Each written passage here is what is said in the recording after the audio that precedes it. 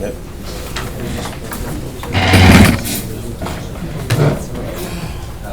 Okay, good morning. Good morning. We're about to start the second parak in Sanhedrin, chapter 18. Kohen Gadol. So this is the parak that speaks about the Kohen Gadol, the high priest, or the halachas of the Kohen Gadol. So Kohen Gadol done. He can't serve as a dayan. He can serve on a bezdin. He can be a judge on a beis din. Kohen Gadol done in oisay. He can't done on a beis din, but done on oisay, and he can be brought to justice in front of a beis din. Me'id, he can be a witness. He can testify. Me'id in oisay, and he can be testified about. Now, just in terms of what the Kiddush have done, the Gemara is going to ask the question about what's the Kiddush. What is the Gemara teaching us in any one of these things? It seems to be a davar pashut that a kohen could be a dayan. Why should he not be able to be a dayan? What is he different than everybody else? So the Gemara is going to address it, but the Meiri writes, it would be similar, we'll see later on in the Mishnah, that a melech cannot be a judge. And the rationale over here is that if someone, when the beis din is sitting together, every one of the dayanim has to have his own independent opinion. And we go after the majority, and that's how we're able to figure out how to rule. Now, it's very intimidating for the dayanim to sit on a beis din together with the Kohen Gadol and to be able to take a position against him. After all, he is the Kohen Gadol, he's the high priest, and everyone has special respect and regard for him. So if he's going to issue his psak, it's going to be very difficult for the other dayanim to take a position against him. So that would be the reason to think that he cannot be a dayan. But done in oisai, and he can be brought to beis din. Me'id, he can testify me'id in oisai, and he can be testified against chaylitz. He can perform the mitzvah of chalitza if his brother dies, Rachmana litzlan, without any children. So there's a mitzvah of yibum that he should marry his brother's wife. He should marry the widow.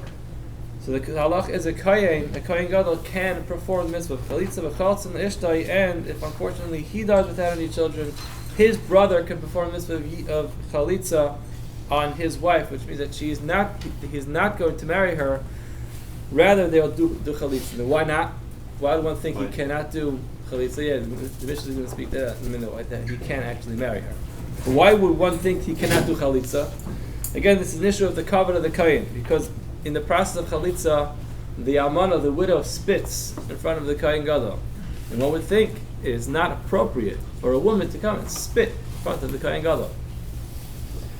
Miyab es ishtai, if Rachmana litzlan he dies without any children, then his brother can perform the mitzvah of yibum on his wife. Avahu einim miyabim, he cannot perform the mitzvah of yibum. Why can't he perform the mitzvah of yibum? The pnei shu asur ba'amana. A simple halacha. It's before in the Torah. It's a pasuk in the Torah that says you cannot marry an almana. So regardless of the fact whether it's a mitzvah of yibum here or not, there's a prohibition in the Torah specifically says he cannot marry an almana.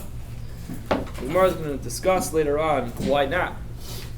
Really, theoretically, the entire mitzvah of yibum doesn't really fit within any of the mitzvahs. There's an isser for anybody to marry his brother's wife. So we're going to discuss that later on in the Gemara. If one of his relatives die, he can't escort the mita. He can't escort the dead body.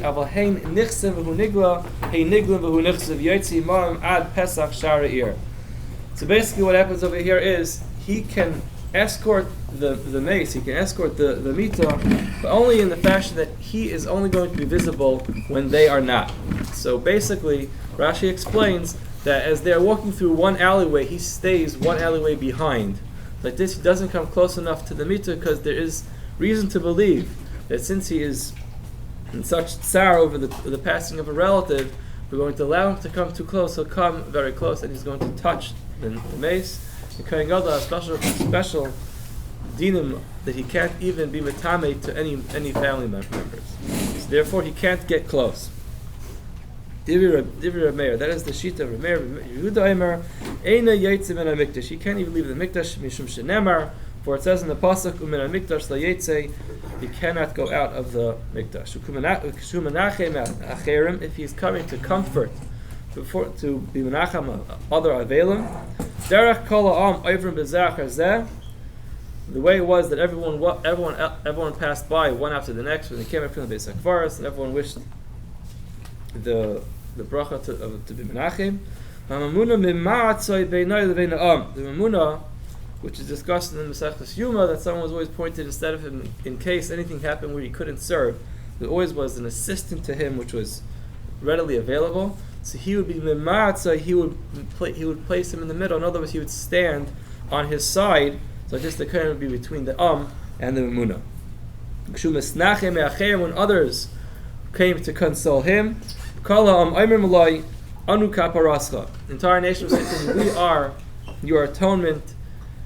He says back to them, you should be gebenched. You should get a bracha min hashemayim. This is how broad halacha is that any aval does not eat his first suda from his own. He is given food by others. When they make that meal for him, and he loses a relative, call on the suban al aretz, out of respect for the kohen, they take some of the avelos upon themselves, and everyone else sits on the floor. Who makes a safsal, and he sits on a safsal. It's not like this. We're showing what this safsal looked like if it was a regular chair, or if he actually sat low, like we did on Tisha B'Av. But the bottom line is that everyone else, all the rest of the nation, has to sit on the floor and take upon part of his avelos. Hamelach. Now to contrast the dinim from a kohen gadol to a melech to a king, loidan and oisai. Well, a melech cannot be. So a melech cannot serve on a beis din. And the Gemara is going to discuss Mr. Shem tomorrow's daf. Why not? And it's because of a story that happened. And it's not necessarily all kings. There are only some kings who cannot serve on a beis din. And there was a terrible story that happened with a very sad ending. Keep you in suspense till tomorrow to find out what that was. But it didn't end well. In a case where a melech was brought to din.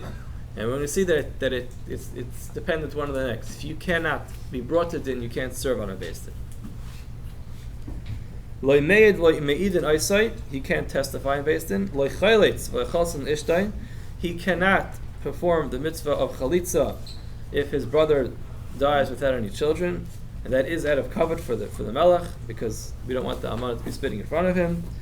Lo miyabim lo miyabim ishtain, he cannot perform the mitzvah of yibum, and why not? That's because of respect. It just doesn't suit the melech to have to be secondary to his brother who passed away. He shouldn't have to fill in the place of his brother.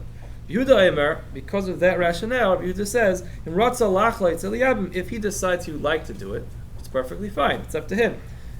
And Zachor Latayv will be a beautiful thing. Amru Lai, the other Chacham said to him, Ein Shaiman, no, a king cannot forgive on his covet, and he can't let it go, and he cannot perform the mitzvah of chalitza or yibum. We won't let anybody else take his place as the melech to marry his almana. Yehuda says, even though a regular common folk cannot marry the wife or the almana, the widow of a melech, however, another melech can, and he brings a raya, shekain, Matzinu beDavid, for we find the same thing by David HaMelech. Shenasa Amanasa Shaul. He married one of Shaul's wives, Shenemar, for it says in the pasuk in Shmuel, Ve'etin lecha es beis Adonaicha ves neshei Adonaicha bechekecha. It says clearly ves neshei Adonaicha, the wives of your master, referring to Shaul, was given to David. So you see clearly that he did marry the wife of Shaul, and from there we learn that another melech can marry the melech's widow. The Gemara continues, Kohen Gadol done. So this is one of these very interesting Gemaras, and this is really a big klal throughout all of Shas. And that is that there's never going to be a line in the Mishnah that's going to say anything that I could have figured out on my own. The Mishnah is not here to teach me anything which is a davar pasha. Anything which is obvious does not need to be written in the Mishnah. That's why anytime anything seems obvious, right away the Gemara is going to ask, Pshita. It's obvious, why are you telling me this? And the other way around, oftentimes we find if ever a Mishnah says something which is too big of a chiddush, right away the Gemara will attack it with, hold on a second. You just told me a huge chiddush. Where'd you get this from? So this Gemara is full of it. Every one of these facts over here need to be checked. And the Gemara right away starts, Kohen Gadol done. A Kohen Gadol can serve as a dayan on a beis din. You want to ask Pshita. It's obvious. Why can't he? Why is he different than anybody else? As long as he has accomplished what he needs to accomplish, and he knows the halachas, Why can't he serve on a Beis Din? The Gemara says, you're right, that's not really much of a chiddush. However, Danin, Oisai, it's Tzricha. The fact that he can be brought to Din is why the Mishnah had to write it. The Gemara says, okay, Hanami Pshita. That's also obvious. What is the big chiddush that you can bring a Kohen Gadol to Din? He did something wrong, or he's suspected of doing something wrong, he can be brought to Din. But besides for that, there's a rule, and we know that one is totally in the next. One is dependent on the next. Eloi dainin lei, the Gemara asks, Pshita, Eloi dainin lei, iu hechidai. If we're not going to be able to bring him to Din, then how can he be a dayan? In other words, if it's so pasha to us that he can't be a dayan, if it's so obvious that he can't serve as a dayan on the Beis Din, he has to be able to be brought to Din. Because it says, V'aksiv his kaisheshu v'kaishu. It's pasuk in Tzfanya that says, you should search within yourself and then search within others. And Rish Lakish v'emer Rish Lakish, k'shayit atzmacha v'yachakach k'shayit acherem. This is a very important rule that it's very often for us to see faults in other people and to go fix other people and to help bring justice to other people. But the pasuk is teaching us, k'shayit atzmacha, first make sure that you're sound. Make sure everything's okay with you. First rectify yourself, v'yachakach k'shayit acherem, and afterwards you can go ahead to fix other people. And that would be appropriate over here in Beis Din. How could a kohen go serve on a Beis Din to fix up and to make other people better, to bring them to justice, if he himself cannot be brought to justice? One is dependent on the next. So therefore, if he could be a dayan, it's obvious that he could be brought to Din. Simar says, you're right, this really isn't that much of a chiddush. I did the kavod l'misni melech loidan. Since we have to write later in the Mishnah, which is really the next Mishnah, that a king cannot serve as a dayan on a Beis Din, and he cannot be brought before a Beis Din. Tananami ki agav the Kohen Gadol dan v'dan oisei. So therefore, we just wrote to contrast it. In other words, we know that Allah is a melech cannot be a dayan; he cannot be brought before a Beis Din. So there's reason to say, you know what? If a melech cannot be a dayan in a Beis Din, then maybe a Kohen Gadol can't either. So therefore the Mishnah had to write clearly that a Kohen Gadol is different than a Melech, and he can be brought before a Beis Din, and he can serve as a dayan on a Beis Din. Levi Yisema, if you want, I can give you another tarets. Haka Mashmal, and our Mishnah is teaching us Kedatanya like it is written in a Brisa. In other words, there is something written in a Brisa which is a very big chiddush, and the Mishnah wants to reiterate it, and that is Kohen Gadol Shaharag Hanefesh. That's a nefesh, a Kohen Gadol who murdered somebody, b'mezid, intentionally, first degree murder. He went and killed somebody. Nerag. He gets capital punishment. B'shaygei, if it's unintentional, it's a mistake. Goyla, he has to go to Ari Miklat like everybody else. And the Gemara says a strange line, which we're going to have to understand very soon. V'oiver al sev a Kohen Gadol is in transgression of a positive and negative commandment. He is like a regular, simple person for every matter. So again, the Gemara right away asks the kasha, the Mezid Nerag Pshita. What is this brisa teaching me? What is the big chiddush in the fact that a kohen gets capital punishment for killing somebody? It's a pasuk in the Torah. Why should it be any different? If you kill somebody, then he gets killed himself. Pshita. It's obvious. Furthermore, B'shayge Gaila, you're teaching me that a kohen gadol who kills somebody unintentionally by mistake, he goes to Ari Mikla. Well, more really good. We needed to write that because we have to say that he goes to Galus if he kills somebody by mistake. The Gemara asks, that's also obvious. The Gemara says, no, we do need to write it. We need to write that a Kohen Gadol will go to Galus if he kills somebody. I would have reason to think. Since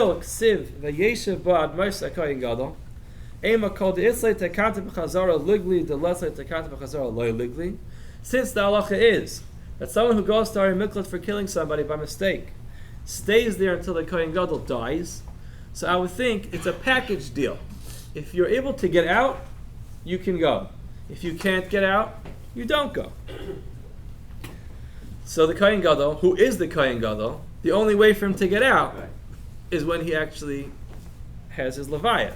So therefore, I would say that since he can't actually get out of the Ari Miklat, so then maybe he shouldn't go in the first place. The Tanan, for it says in the Mishnah, "Ha'hayrig Kohen Gadol hay Kohen Gadol sheharag, either someone who kills a Kohen Gadol or Kohen Gadol who kills somebody else, hay Kohen Gadol sheharag as a nefesh, einai yotzei misham l'olam, cannot go out of Ari Miklat forever. And the reason is obvious to both of them, because if you kill the Kohen Gadol, you have no Kohen Gadol to get you out, because he's already dead. And a Kohen Gadol who kills, he can't get out unless he's dead. So, I would say, Eimaloi Ligli, I would say maybe it's a package deal, you should not go to Ari Miklat altogether. Kamash Malan, the Mishnah is teaching us, and the Bryce is teaching us, that indeed a Kohen Gadol will go to Ari Miklat despite the fact that he can't get out. The Gemara says, hold on a second, it seems like a very good rationale. Maybe indeed he should not go to Ari Miklat. Because if he can't get out like everybody else, maybe he shouldn't go. The pasuk says, Kol Reitzach, anyone who kills a Afilu Kohen Gadol b'mashma. It seems like from the pasuk that everybody has to go to Ari Miklat if they kill unintentionally, and there is no exceptions. So I guess the only solution for the Kohen Gadol would be to drive slower, make sure he doesn't kill someone by mistake. Why would the next one work? Huh? Yeah, why It's the next not done until after. Because he's still going to go. Yeah. He's still going to He's still go. going to go. Yeah. You've got to go until he dies. That's it. You'll never come back. Yeah. That's the problem. But how could he? They wouldn't replace him. He can do the avoda. It has to be the Kohen Gadol that was there. A lot of the Mefarshim ask, this is a terrible plight for the Kohen Gadol. Imagine that you have a whole prison, and every day in prison they added a bracha to Shemona Esrei that says, "Please allow the Kohen Gadol to die. We'd like to get out of here." What did the Kohen Gadol do wrong to be subject to be that everyone is davening that he should die? And they answer that the Kohen Gadol is partially responsible because as a leader for Klal Yisrael, he is obligated to mispalel that these catastrophes don't happen. And when catastrophes do happen, they are generally a fault of the leadership or of Klal Yisrael as a whole, but the leadership has to take responsibility for it. So the killing that happened under his jurisdiction. In this case, it happened by him, which is even worse. So he would have to wait for himself to die. So they say that actually the mother of the Kohen Gadol always used to give food to the people in the prison to try to appease them, to try to get, don't be misbal that my son die. I don't know if it worked or not, but Like he needs a driver. yeah, he needs a driver. Yeah. And the avoda would be by the Hamnuna? I guess yes. They probably would replace him. Yeah. Overall, I'll say so. The Brisa pointed out that a Kohen Gadol is in transgression of an asay and a lois asay, a positive and negative commandment. The Gemara asks, why in the world? What did he do wrong? He hasn't done anything wrong. Why are we saying that he is over on an asay and a lois asay? It's like an automatic thing that a Kohen Gadol always has on his hands, an asay and a lois asay. The Gemara says, no, really, we're missing some words. Hachikar, but this is what it should say. Im avar al asay v'lois asay. If he is over on either a positive or negative commandment, he is treated like everybody else. He comes in front of the Beis Din of Shleisha. Now, we did say earlier that a Kohen Gadol he is done. The Mishnah starts, if you get done and oiseh, he can be brought in front of the Beis Din. But if you remember, the first Mishnah in Sanhedrin said that a Kohen Gadol needs a Beis Din of Shivim V'Yechad. Now, that is only for capital cases. But in any other case, the Gemara is pointing out over here that he will face a regular Beis Din of Shleisha of 3. So the Gemara asks the same question we've been asking up until now. Pshita, why not? Why should he not face a Beis Din of 3? The Gemara says, I would think, Hayol utnan ein dan eloyas hashevet, eloyas navi sheker, eloyas kohen gadol ela Beis Din shel shivim v'yechad. Since in cases of capital crime you need to have 71 dayanim. The Amar Rav Ada bar Ahava. In other words, we're trying to give a rationale why a Kohen Gadol would have to always face a larger Beis Din.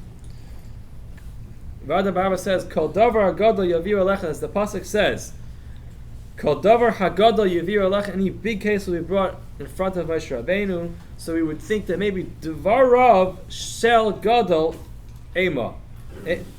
Dvarav shel gadol ema kol dvarav shel gadol kamash malan.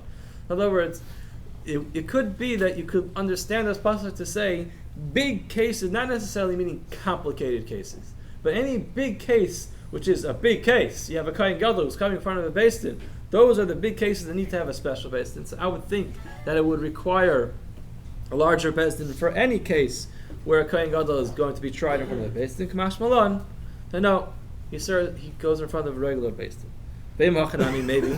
Maybe really that is what the pasuk means. Gemara says no, that's not how to read the pasuk. Miksiv divrei gadol. Does it say the matters of a big person? Hadavar hagadol ksiv.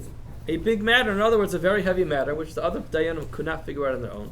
Those have to come in front of Moshe Rabbeinu. Davar gadol mamash, a very big matter mamash, something which is very big, not just a big respectable person is being brought to Beis Din. Okay, next. The Mishnah said, Me'id u'me'idin oisai. He can testify, and they can testify about him. Gemara says, Me'id? Really? Can he actually serve as an aid? Could he be a witness and testify? Vatanya, it says in the Brisa, V'hi salamta. Now, just some background to this pasuk. This is an interesting pasuk, which says, if you will see your friend's animal straying on the path, and you will turn away from him. Again, it starts with loy. You should not see your friend's animal straying, and you will turn away from him, which is a backwards way of speaking. The pasuk should just say, you should not watch as your friend's animal is straying on the path. You should indeed return it, or you should not turn away from it. The pasuk is written backwards. You should not see the animal straying on the path, and you will turn away. So the word v'his alamta has very interesting implications. And the Gemara in Bava Metzia, as well in Brachas, understands that there's something to be learned from the word v'his alamta, that there are times that a person indeed should just leave a lost article on the side, and you should turn away from it and not return it. When are those cases? HaKetzad, when? Kayin b'b'is hakvaros. If he's a kayin, and he's passing by a cemetery, and he notices in the cemetery there is a lost article. So a kayin is not allowed to go into a cemetery. He can't become tamei. So he obviously is exempt from the mitzvah of Shabbos Aveda because he cannot access the lost article. Zakein not necessarily referring to someone who's old, but someone who is a respectable person. The einar the fich voidei. It just is below his dignity to return this article. I don't know how many cases of that you can think of, but just imagine seeing either the Chafetz Chaim or make it more contemporary, Chaim Kanievsky, if anyone was at the schus of meeting him. Imagine he's walking down the street and he notices a baseball cap and a basketball on the side of the road. And he realizes that this is lost. He can carry the mitzvah of Shabbos Aveda. But it just won't sit right to see Chaim Kanievsky holding a big orange Spalding under his arm as he walks down the block. It just doesn't suit him to be walking down the block that way. Or any other thing that just is below your dignity to be walking through the street or to return this article, the halach is you are pater from the mitzvah of Shabbos Aveda. And this is this is the source of a very big halacha of kavod habrius. That kavod habrius, if something is below someone's dignity, often in some cases, a person is exempt from the obligation. So here is the case of kavod habrius. It's something that is below someone's dignity to be doing something. And in certain cases of Shabbos Aveda, returning lost articles, it just would be below someone's dignity to return it. The third case of someone who is not obligated to return a lost article and he can turn away from it is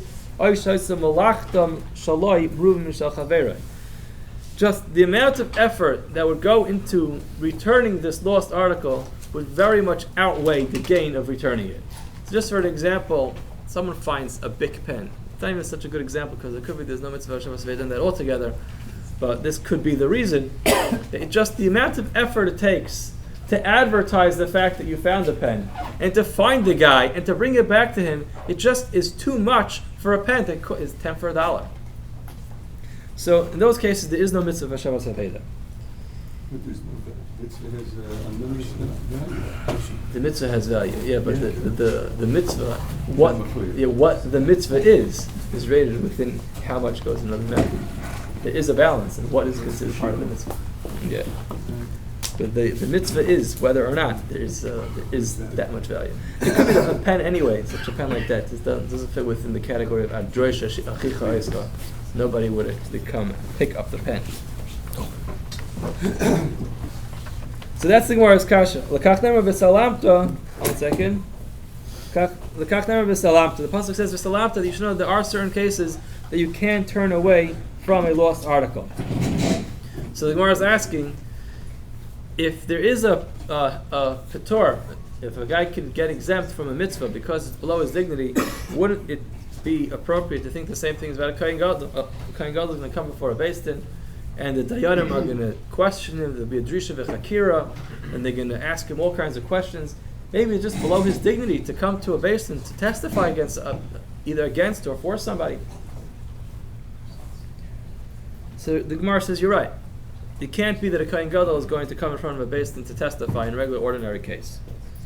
He must. Rabbi Yosef says, "Meyid lamelech." It's just talking about a case where he's coming to testify for a king. In other words, the king is brought to beis din, and he's going to testify for the king. And the obvious question, which the Gemara jumps on right away, is that a king cannot be brought before a beis din. That's we discussed this a few minutes ago. Gemara says, "Hold on." It says in the Mishnah, "Loidan." If loidan and Isai, he can't be brought before a beis din. Loimei and Isai. So there's two things that are wrong with it. You can't testify against him, and he can't be brought before a beis din. So the whole case doesn't start. Gemara says, you know what? Ella Amar Reb Zera says it must be talking about a case of the son, the prince, the son of the king. Meyid leben melech. A kohen gadol can testify for the son of a melech. Gemara says, Ben Melech, Hedidhu. He's not the Melech. He's like anybody else. So why should it be any different than anybody else? If it's below his dignity to be made for anybody else, the same thing would apply to the Ben Melech. Ella made b'fnei Melech. It means he can't testify in front of the Melech. That means that the Melech came along. And the Gemara is going to explain. So the Melech, it seems like at this point the Melech is sitting on the beis din. But again, this is a problem. Because the Melech is sitting on the basis. If the Melech is sitting on the basis, for the Melech to actually go ahead and question the kohen gadol is not such a big deal. The Gemara again, right away goes back. Sanhedrin. You can't put a kohen on the Sanhedrin. Sorry, a Melech. Yeah, Melech Sanhedrin. You cannot sit a kohen on the Sanhedrin. So what's the case talking about? How is he testifying in front of the Melech? So the Gemara says it talks about Mishum Yikara the Kohen Gadol Asa. Yosef Mekabli Ne'alei L'Saduse. Koyhu V'Azol Ma'anyalei. The Gemara says what happened was, let's go back to the original teretz. The Melech's son got into trouble. And he's being brought before the beis din. Now we happen to know that the Kohen Gadol has edus, he has testimony to say here. The problem is the Kohen Gadol, it's not appropriate to schlep the Kohen Gadol to beis din to testify for a regular ordinary person. So what happened was, out of respect for the Kohen Gadol, the Melech, the father of this boy who got in trouble, comes to beis din. Out of respect for the Kohen Gadol, he comes to hear the testimony. Asav the Yosef Mekabli Nelei L'Sadu say we accept the testimony from the Kohen Gadol. Koyhu v'Azo. Now the Melech leaves because having him there is very dangerous. It's very hard to have a Melech in the presence of a beis din when they are litigating the case because right. Well, that's what happened. Basically, he didn't kill them, but the mice with Yanei Melech, he was brought to beis din, and two of the Yanim ended up dead. So sorry, I gave away the secret for tomorrow. But we don't want him there at the time that the beis din is going to rule on the case. So after he leaves, Uma'anyanalei Anan B'dinei. The beis din will go ahead and they'll be ma'ayin in the case. They'll go through the details of the case and they'll come up with a conclusion. So that's basically how we can have a kohen gadol testify. We can have a kohen gadol testifying when it is the Melech's son, and the Melech will come out of respect to the kohen gadol to testify. He'll testify. The Melech will leave. The beis din will go through the details and they'll come up with their final verdict. Gufo, we learned earlier, Ein Maishiva Melech b'Sanhedrin. We cannot sit a Melech on the Sanhedrin. V'lei Melech v'Kohen Gadol b'Ibur Hashana. We cannot involve a Melech or a Kohen Gadol in the Ibur Hashana, making an Ibri or adding on a month to the year. Melech b'Sanhedrin d'chsiv le'sana al riv. This is a little bit of a play on words here. Le'sana al riv. The Gemara says le'sana al rav. One should not answer to a rav, to someone who's bigger than them, And that refers to the other Dayanim on the Beis Din, that they shouldn't answer back to him if they're not going to agree with his psak. They shouldn't be answering to him. That's why we should not have a melech on the Sanhedrin. Loy melech v'koyin gadol b'ibur hashana. Why can't we have a melech and koyin gadol involved in the process of adding a month to the year? Melech b'shem aspanya. This refers to the melech's finances. There are two different pshatim in the Rishonim. The way Rashi seems to learn this is that the melech has a lot of people that he pays on an annual salary. Now, the koyin gadol has vested interest in the nivra yard, because if he adds on an extra month to the year, he gets a free month of labor, because he has his people contracted from Nisan to Nisan, and they get paid from Nisan till Nisan, and the contract starts over again in Nisan. So he has a vested interest in adding on another month to the year. Therefore, we can't involve him in the process because he is an egea b'davar. The Aruch learns the other way around. The Aruch learns, I don't know, some may have it on the side of the Gemara. And if you be in a little bracket, he writes, Pirsh ha'hitzah she'noisen l'chaylois of chodesh b'chodesh v'hu noitel ha'mas b'shana mufazal lehem kol chodesh v'chodesh v'yitzifu chodesh tzarech liti mishalai. He says the other way around, that he has people that he pays on a monthly salary. And how does he pay them? He pays them from the annual taxes. So if the annual taxes is ending 1 month earlier, he has to actually dig into his own account to pay his people he has on a monthly salary. So either way, the bottom line is either he's going to lose money from this or he'll gain money from it, but he's invested in this case, and therefore he cannot be involved in the Ibriyar because we don't want his opinion to sway the ruling. In Kohen Gadol Mishum Tzina, this is interesting. The Kohen Gadol can't be involved in the Ibar Hashana because he's going to be too cold. What does that mean? Rashi explains that he has to immerse himself in the mikvah on Yom Kippur a few times. If you're going to push off the year, it'll be farther into the winter, and the water is going to be too cold. You got the warmer thing stick in. Yeah, the Mishnah Yuma says there's the warmer they put in there. I guess it's not as convenient. The Taisus says that. Yeah.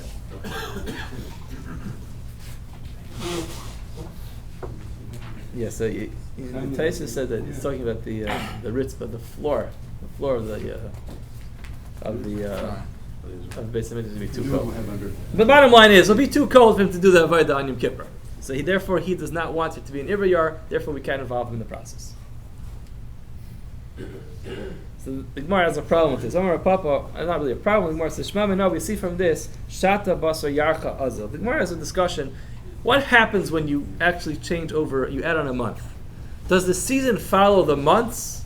Or does it, when you add on a month, it will basically just adjust itself to the seasons? And it seems like, really, we're adding on a month, and the seasons just continue as regular. The Gemara says, Eini. It doesn't work that way. There were 3, not shepherds, but I guess herdsmen. They were standing, they heard the Rabbanon, the Ka'amri, and the Rabbanon heard the Ka'amri Chad. One of them said, "In Bachir v'Lakish kechada yenetz deinu adar." So he was talking about the wheat and the barley if it was growing. Rashi says, if the ground in Yiachayim, Filka Rashi in Bachir v'Lakish in Yiachayim bekarka v'yitzmach zera haBachir v'afela yachad chitim shenizru b'reish chodesh v'asarim shenizru akshav. The barley which is planted now and the chitim which is planted in Rosh Chodesh are growing together. Deinu adar, it's a sign that it is adar. The imlav, if it's not growing, it must not be the right month yet, must still be too cold. The imlav less dein adar. If not, it is not adar. The Chadam, another one said, Im tur b'tzfar b'teleg yamus. If an ox in the morning is so cold that it looks like it's about to die, b'tiara in the afternoon, b'tel te'ena yidbuch, he's hiding himself under the leaves of a fig tree, in Yishtach Mishchei, and he is rubbing himself up against the branches. Deinu Adar, it must be that it is Adar, again, a sign of the weather. Bim Lav, less than Adar, and if it's not, the animals don't look like that yet. In other words, it's not cold in the morning and warm in the afternoon. Less than Adar, it's not yet Adar, must still be Shvat. Chadam, another one said, in Kidum, Takaf Lachad Yihei, Yafach Beluecha, Nafik Lekiblei. Basically, if even when the strongest wind, which is, the Gemara talks about the Ruach Mizrachas, the east wind, the strongest and coldest winds are coming, and still his breath is warmer than that, then Dainu Adar, then it must be Adar already, because his breath could fight it. In other words, it's not so cold anymore. Vim Lav, and if it's not, in other words, if his breath is strong enough to overpower the wind, and his breath is strong enough to change the wind, must not be that cold. Vim Lav Lastin Adar, if it's not, there must not be Adar yet. And because of this conversation that the Rabbanon heard these herdsmen discussing, they went to Ibrua Rabbana Lahishata. They made it into an Ibra yard. They added another month to the calendar. So you see clearly from here that the months will, in other words, you won't have colder times because we push it off. In other words, the seasons will follow along with what an Ibra yard should be. So the Gemara says, "V'tizbra Rabbanon Aravasa Samach." You think that the reason why they added on a month is because they heard a conversation taking place between people out to taking care of the animals. That had nothing to do with it. They made their own calculation. They decided they must add another month to the year. In other words, they said, look, it fits. It worked. They basically backed up their case against the conversation that was happening over here with these Roi Bakar. Okay, we'll continue to the next step. We have some more time. Chalitz v'chaltzin. Halach is a kohen gadol can perform the mitzvah of chalitza v'chaltzin le'ishtai, and he can do chalitza for his wife if he passes away, Rahman al-Islam, without any children. Kapasik v'tani, the Tana stopped and he taught. Loishna min ha'erisin, there's no difference between, in other words, really something's missing over here. He can do chalitza, but he cannot perform the mitzvah of yibum. Yibum is out. He cannot marry the almana of his brother, because a kohen gadol is not allowed to marry an almana. So the Tana is teaching us loishna min ha'erisin, loishna min ha'asuin. It doesn't make a difference if his brother's wife is his wife only because they did erisin, or because they did nisuin as well. In both cases, he cannot marry his wife. So the Gemara says, if they did nisuin the second half of the marriage, I understand why he cannot perform the mitzvah of yibum. I say there is a positive and negative commandment, which says he has to marry a besula, he has to marry a virgin, he cannot marry a woman who already was married to somebody. And there's also a lois asay, says amana lo yikach. There's two. There's a positive and negative commandment which forbids him from marrying his brother's wife. And the halach is vein asay doiche lois asay lois. The mitzvah asay of yavama yavay aleha cannot push away an asay, a positive lois asay and negative commandment. Elman erison amai. From erison, why not? The halacha is yavay asay yidchales asay. There is an asay of yavama yavay aleha. He should marry his brother's wife. It should push away the lois asay of amana la yikach. So the Gemara says you're right. Theoretically, you'd be right. He'd be allowed to do it because of that calculation. But the Chazal made a gezerah. Gezerah bia rishona to bia shnia. Theoretically, the only mitzvah is the first act of cohabitation between the brother and the wife and his brother's widow. Anything past that is no longer within the category of yibum. In normal cases, they could stay married, but for a kohen, since it is constantly in violation of the issue of marrying an almana, he would only be allowed to marry her with one bia, and after that he would have to leave. Chazal were nervous that if we're going to allow them to have one bia, they'll have a second one.